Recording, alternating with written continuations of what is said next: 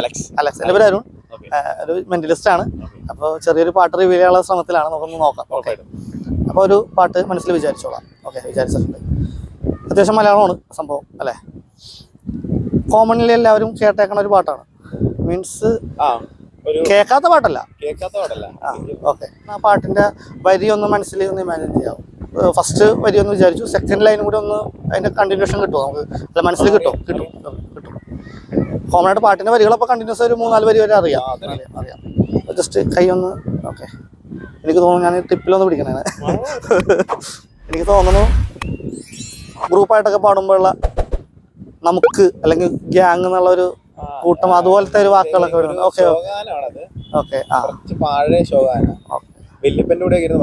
ഓ ശരി, വല്യപ്പനെയൊക്കെ ഓർമ്മിച്ചെടുത്തേക്കാണ്. ഓക്കെ, പഴയ പാട്ടാണ്. എനിക്കൊന്ന് രണ്ടാമത്തെ മൂന്നാമത്തെ വാക്ക് എന്തോ റിപ്പീറ്റ് വരുന്നുണ്ട്. മീൻസ് ഫസ്റ്റ് ലൈനിൽ തന്നെ വാക്കുകൾ റിപ്പീറ്റ് വരുന്ന ഒരു പാട്ടാണ്. ഓക്കെ,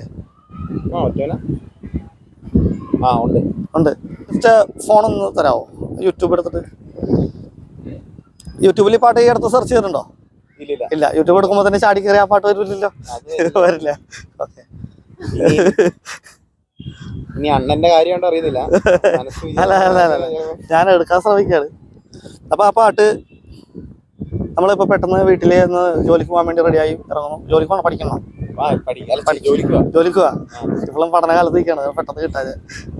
അപ്പൊ ജോലിക്ക് പോകാൻ വേണ്ടി റെഡിയാണ സമയത്ത് നമ്മൾ ജസ്റ്റ് റാൻഡമായിട്ട് യൂട്യൂബ് എടുക്കുന്നു, പാട്ട് വെക്കുന്നു, പാട്ട് കേൾക്കുന്നു. അപ്പൊ ഏത് പാട്ടാ വന്നെ നമുക്കറിയില്ല. അപ്പൊ വരുന്നത് ഈ പാട്ടാണ്. ഇപ്പൊ മനസ്സിൽ ചിന്തിച്ചേക്കണ പാട്ടാണ് വരുന്നത് കേട്ടോ. ഞാനത് ചെയ്യാൻ ശ്രമിക്കുകയാണ്.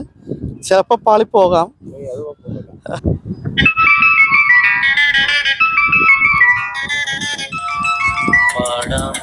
ഇതാണ് പാട്. അടിപൊളി, സെറ്റായിട്ടുണ്ട്.